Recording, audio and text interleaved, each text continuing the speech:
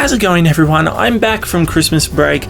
I took about 2 weeks off and, I had a good Christmas, great New Year. I spent time with the family, went camping, and, I hope you guys had a Happy New Year and a Merry Christmas as well. But I thought it was time to get back because I've missed so much of zombies. Apparently in the time I've been away, they discovered some secrets with the World at War character bios, and those have been there for like 6 years and no one has ever discovered it. So the fact they discovered something in those is just remarkable.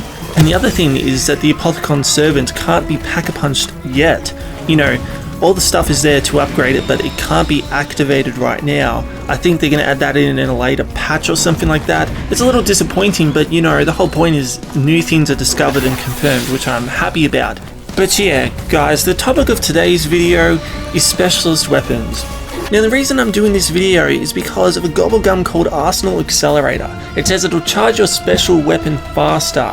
Now, the special weapons are the Apothicon Sword in Shadows of Evil and the Annihilator in the Giant. At first I thought the Apothicon Sword was just be a one-off, but then they had the Annihilator in the Giant, and it just made me think, obviously they're going to put more special weapons in each DLC map. That isn't a wonder weapon that this gobblegum will act towards. So the specialist weapons are all kind of based off the multiplayer ones. So obviously the Annihilator is Seraph's Annihilator. But the Apothicon Sword is a little different. The sword itself is its own unique kind of special weapon, but its secondary attack in the normal version, the ordinary Apothicon Sword, is kind of like a stab into the ground. Now that is more reminiscent of Ruin's gravity spikes. So clearly they've taken inspiration or just used it as a secondary effect. So I'm thinking, they're going to be doing this with the other 4 special weapons that'll be in the DLCs. So I'm kind of like thinking of what they could be. So of the 9 specialist weapons, we can take out the gravity spikes and the Annihilator. That leaves us 7. We can also take out the Tempest because it is basically a really bad Wonder Waff, but it also has it's basically the effects of pop shocks and dead wire when you repack a bunch of weapons. So I really doubt we're going to get something based off the Tempest. So now we're down to 6. I'm inclined to also get rid of the Ripper because it is a melee weapon, but it is super fast. But we already have the swords as a melee weapons. Now, obviously, that doesn't say oh, we won't get a melee weapon as a specialist weapon again. But I don't know if a fast-moving sword attack is kind of suited to zombies because of the way you flinch and the way that you just get overwhelmed by them. So I don't think the Ripper will be in it. So I'm taking that one out as well. So now we have 5, and of those 5, 3 of them were actually previous weapons in zombies. We have the Sparrow, the War Machine, the Hive, the Death Machine, and the Purifier. So War Machine, Death Machine, and the Purifier in name. So War Machine, of course, it was that shitty weapon in Black Ops 2 that no one liked, and obviously it was the War Machine in Black Ops 2 was the successor to the China Lake. Now this War Machine is slightly different. In multiplayer it does bounce if you don't hit them directly, but then it separates into 3 little bombs which then explode. And if it does hit the enemy directly, it's an instant kill basically because it explodes instantly. Now, if that was like that in zombies, where it bounced on environment, but it exploded instantly if it hit a zombie, it would have been a much better weapon. And you only really got that with the pack-punched version, where it exploded on contact with anything. So really, the War Machine, I feel, if it does come back, it would have to be seriously buffed, to do some decent damage. And the only explosive weapons we have in Black Ops 3 is the Death and Taxes and the XM52, the rocket launcher. So War Machine does have a chance, I feel it would need to be tweaked. And of course, the War Machine could be a secondary effect of another specialist weapon. Next we have the Death Machine.